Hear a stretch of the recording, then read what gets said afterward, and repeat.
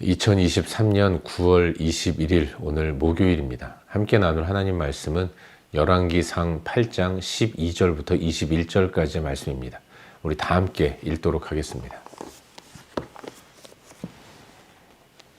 열왕기상 8장 1절부터 12절부터 21절까지의 말씀입니다.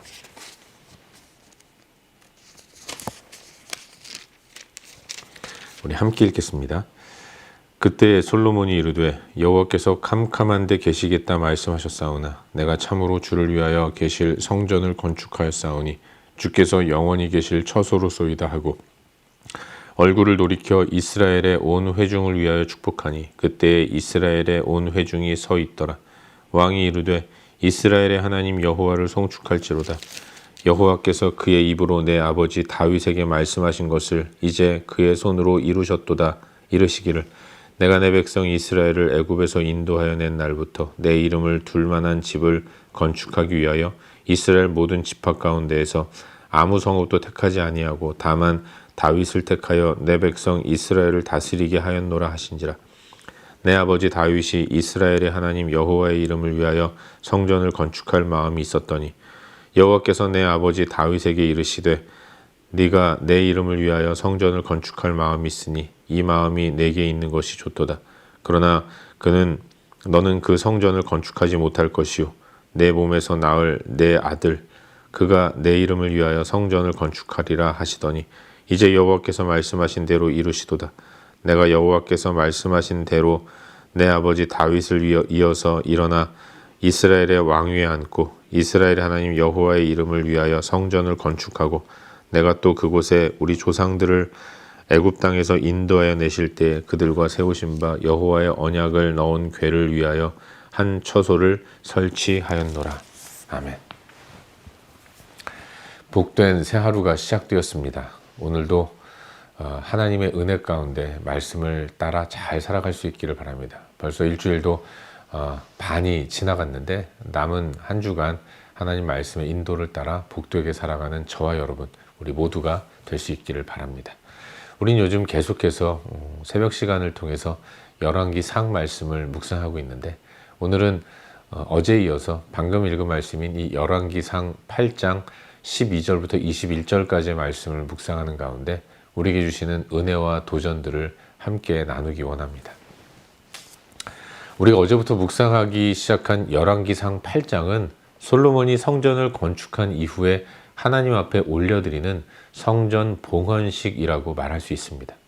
약 7년 6개월에 걸쳐서 이루어진 성전 건축의 대역사가 이제 마무리되었고 하나님의 집인 성전이 완공된 이후에 다윗궁 옆 시온에 있던 하나님의 언약궤가 이제 제사장들의 어깨에 메어져서 당신의 집인 성전으로 옮겨지게 되는 거죠. 여호와 하나님이 당신의 집으로 입주하시는 장면으로부터 이 열왕기상 8장이 시작되는데 이제 그 하나님께 감사하면서 당신의 집으로 들어오신 하나님을 바라보면서 솔로몬과 온 이스라엘 백성들이 감사와 찬양을 올려드리면서 성대한 성전 봉헌식을 진행하고 있는 것입니다. 어제 묵상한 본문의 마지막 부분을 생각해 보면 제사장이 언약궤를 메고 새로 지어진 성전 안으로 들어가 지성소에 그 언약궤를 안치하자 그리고 이제 성소로 제사장들이 성소 밖으로 나오니까 여호와의 구름이 온 성전을 가득 메웠습니다. 그 성전을 가득 메운 구름을 바라보면서 제사장은 감히 섬길 수 없을 만큼 두렵고 떨리는 마음, 경외감으로 두려운 마음을 갖게 되었던 거죠. 이 모습, 언약궤를 무사히 안치한 이스라엘 백성들을 향해 하나님께서 구름을 통해서 나 이곳에 있다라고 말씀하신 이 내용이 너무나도 감격스러워서 온 백성들은 감사와 찬양을 올려드리게 됩니다. 오늘 묵상하는 본문은 그렇게 성전에 임하신 하나님을 향한 솔로몬의 반응으로부터 시작하는 것을 볼 수 있어요. 솔로몬 또한 제사장들처럼 감격해하면서 이곳은 주께서 영원히 계실 처소로소이다 라고 고백하고 있는 것이죠. 그리고 나서 솔로몬은 이제 백성들을 바라보면서 연설을 시작하게 됩니다. 먼저 그는 백성들을 향해서 하나님을 송축하라라고 도전하죠. 그리고 나서 자신이 성전을 건축하게 된 이유를 다시 한번 설명합니다. 자신이 성전을 지었지만 이것은 자신이 먼저 뜻을 정하고 성전 건축을 시작한 것이 아니라 아버지인 다윗과 하나님께서 맺은 언약에 의한 결과물이라는 것을 분명히 밝히고 있는 거예요. 하나님과 다윗이 언약을 맺었고 그 언약의 내용이 사무엘하 7장에 기록되어 있는데 이 다윗 언약에 의해서 이루어진 일이 지금 봉헌하고 있는 성전의 모습으로 나타났다라는 것을 분명히 하고 있는 것입니다. 하나님은 다윗과 언약을 맺으셨고 하나님이 인간과 맺은 언약의 모든 주도권은 항상 하나님이 갖고 계십니다. 노아와 맺은 언약도, 아브라함과 맺은 언약, 모세와 맺은 언약도 마찬가지이고 다윗과 맺은 언약 또한 그러하죠. 하나님은 주도권을 가지고 인간과 약속하신 이후에 그 약속을 신실하게 지켜나갔습니다. 인간의 언약은 상대방이 있고 그 계약의 당사자들끼리 서로 손을 잡고 각자의 의무를 수행하지만 하나님이 인간과 맺으신 언약은 하나님과 인간이 대등해서 맺은 언약이 아니라 하나님이 반드시 약속을 맺는 인간을 움직이셔서 하나님 당신의 뜻을 이루시겠다고 말씀하시는 것입니다. 하나님이 다윗과 맺은 언약도 마찬가지인 거죠. 인간은 연약해서 신실하지 못하고 부족해서 하나님과 맺은 언약을 제대로 실행하지 못하지만 하나님은 전능하셔서 약속하신 모든 것들을 이루어 가시는 분이시고 그 약속의 모든 결과를 선하게 만들어내시는 분이 하나님이신 것입니다. 그 하나님이 다윗과 영원히 함께 하시겠다고 약속하셨고 그 약속을 실현하는 일환으로 하나님은 성전을 건축하게 하셨고 그 성전 건축에 쓰임받은 사람이 솔로몬 자신이라는 것을 온 백성들 앞에 솔로몬은 선포하고 있는 것입니다. 이제 성전은 건축되었어요. 성전한 지성소에 하나님이 임하셨습니다. 이 모든 일들은 다 여호와께서 말씀하신 대로 이루어진 일이라는 것이죠. 자신이 다윗의 뒤를 이어 왕 위에 앉은 것 또한 하나님 말씀하신 대로 이루어진 일이고 이제 여호와의 이름을 위하여 성전을 건축하게 된 이 일, 이 또한 조상들을 애굽 땅에서 인도해 내신 여호와의 언약궤를 처소로 모셔드리는 이 일도 하나님께서 뜻하신 대로 완벽하게 이루어진 일이라는 것을 선포하고 있는 것입니다. 이 모든 성전 건축의 대역사의 주인공은 사람이 아닌 하나님이라는 것을 온 백성들 앞에 강력하게 선포하고 있는 솔로몬의 모습을 발견할 수 있게 되는 것입니다. 이것이 오늘 우리가 함께 살펴보고 있는 본문의 전반적인 내용이죠. 그리고 오늘 이 말씀 가운데서 오늘도 두 가지 정도를 함께 살펴보는 가운데 우리의 기도 제목으로 삼고 함께 기도하기를 원합니다. 먼저 오늘 묵상하는 본문 가운데서 우리 다 같이 20절 말씀을 함께 읽도록 하겠습니다. 본문 20절입니다. 우리 함께 읽겠습니다. 이제 여호와께서 말씀하신 대로 이루시도다. 내가 여호와께서 말씀하신 대로 내 아버지 다윗을 이어서 일어나 이스라엘의 왕위에 앉고 이스라엘의 하나님 여호와의 이름을 위하여 성전을 건축하고. 아멘. 오늘 묵상하고 있는 본문은 성전 공사를 마치고 여호와의 언약궤를 성소한 지성소에 안치한 이후에 솔로몬이 백성들을 향해 선포하는 연설입니다. 일종의 위대한 기념식에서 왕이 행하는 그 기념사라고 말할 수 있는 거죠. 그런데 대개의 기념사를 통해서 나타나는 것은 성전 건축을 이루는 나라는 것입니다. 그리고 이 대역사에 참여한 수고한 사람들을 격려하고 칭찬하는 것이 대부분의 기념사의 내용이라고 말할 수 있어요. 이런 연설을 듣는 사람들로 하여금 정말 저 사람은 대단한 일을 해냈구나. 저 사람을 도와서 이 모든 역사를 이룬 주변 사람들 정말로 수고했구나. 칭찬해 주어야겠다. 모든 기념사의 핵심은 사람을 높이는 것에 있다는 것을 알 수 있습니다. 위대한 역사를 이룬 그 일을 감당한 사람, 그 사람들을 높이기 위해서 이 기념사를 행하는 것이죠.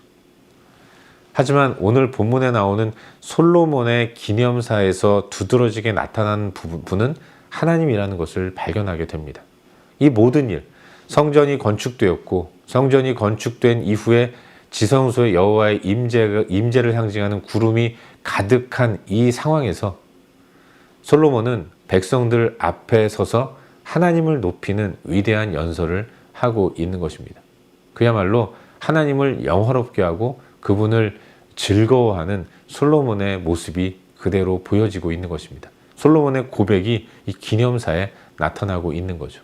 사람 그 누구도 영광을 받는 것이 아니라 하나님만이 영광을 받으시는 아름다운 연설이 선포되고 있는 것입니다. 사랑하는 여러분, 우리가 묵상하는 8장의 내용은 영광된 모습이에요. 성전이 지어진 이후에 하나님이 당신의 집에 입주하신 것, 그로 인해서 구름이 성전을 가득 메우는 경이로운 장면이 펼쳐진 것, 이 모든 것들은 다 하나님의 말씀이 이루어진 일이라는 것입니다. 말씀이 온전히 이루어졌을 때 느껴지는 모습이 이처럼 황홀하고 영광된 모습이라는 것을 우리는 발견하게 되는 것입니다.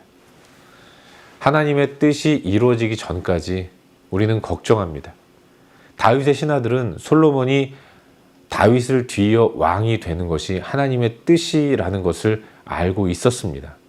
이미 오래전부터 그것이 하나님이 정하신 뜻이라는 것을 알고 있었지만, 그러나 그럼에도 불구하고 그 뜻이 이루어지기 전까지는 불안에 떨었어요. 그래서 아도니아를 왕으로 세우려고 하는 신하들도 나타나게 된 것입니다. 이 모든 것들이 다 하나님의 뜻을 온전히 믿지 못하는 우리 인간의 연약함으로 인한 불안함이라는 것을 우리는 알 수 있는 것이죠.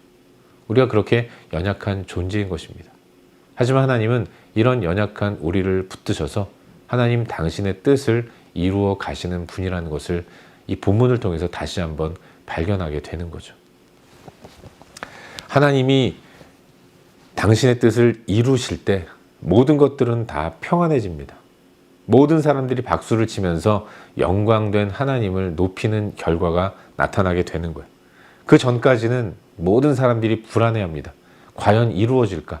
과연 선한 결과가 만들어질까? 불안해하지만 그럼에도 불구하고 하나님이 붙드셔서 이루는 모든 역사는 그걸 바라보는 모든 사람들로 하여금 박수를 치게 만들고 경외감을 갖게 만든다는 것. 우린 그걸 본문을 통해서 뿐만 아니라 성경의 모든 내용들을 통해서도 발견하게 되는 것입니다. 울며 씨를 뿌릴 때 나지 아니할까 근심하고 걱정합니다.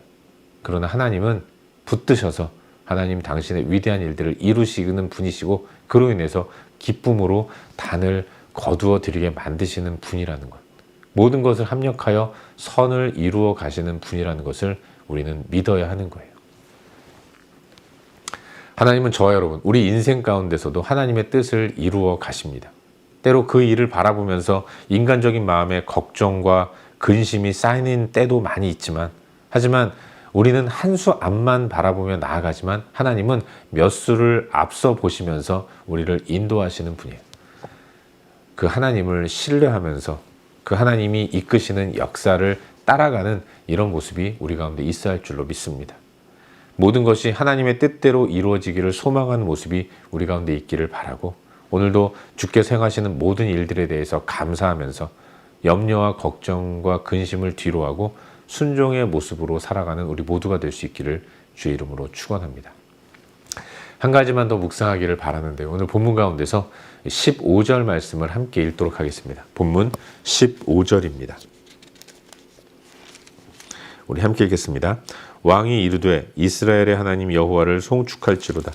여호와께서 그의 입으로 내 아버지 다윗에게 말씀하신 것을 이제 그의 손으로 이루셨도다. 이르시기를. 아멘. 여러분, 솔로몬은 성전 건축의 완공이 언약의 성취였다는 것을 분명히 합니다. 하나님께서 다윗과 맺으신 언약을 이루셨다는 것을 말씀하고 계신 거예요. 하나님이 다윗과 언약을 맺으셨습니다. 하나님은 다윗을 위해서 내가 너와 내 자손과 함께 있어서 너의 왕위가 너의 후손에게 영원히 있게 할 것이다 약속하셨습니다. 영원히 함께 하시겠다는 약속을 허락해 주신 거죠.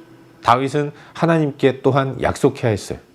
내가 여호와를 떠나지 않으며 여호와의 율법과 법도와 율례를 지키며 살아가겠습니다. 이렇게 다윗도 약속한 거죠. 하나님은 당신께서 자기 백성과 함께 하시겠다는 약속을 지키시기 위해서 솔로몬으로 하여금 성전을 짓도록 하셨고 이제 친히 그 지어진 성전 지성소에 들어가셨습니다. 남은 것은 다윗의 후손으로서 솔로몬과 그의 자손들이 다윗이 언약한 대로 여호와를 떠나지 않으며 말씀과 율례와 법도를 지키며 살아가는 것이 남은 것이죠. 우리도 마찬가지입니다. 하나님 우리와 영원히 함께 하시겠다고 약속하셨어요. 그리고 그 약속을 지키셨습니다. 예수 그리스도를 통해서 우리의 죄를 용서해 주시고 그 예수 그리스도께서 그분을 믿는 우리 마음 가운데 들어오셔서 하나님의 집인 성전을 만드셨습니다. 하나님은 자기 백성과 함께 하시겠다는 약속을 우리 마음 가운데 성전을 짓고 거기 거하시면서 지키셨어요. 우리 또한 하나님 앞에서 약속을 지키는 모습을 가지고 살아가야 할 줄로 믿습니다.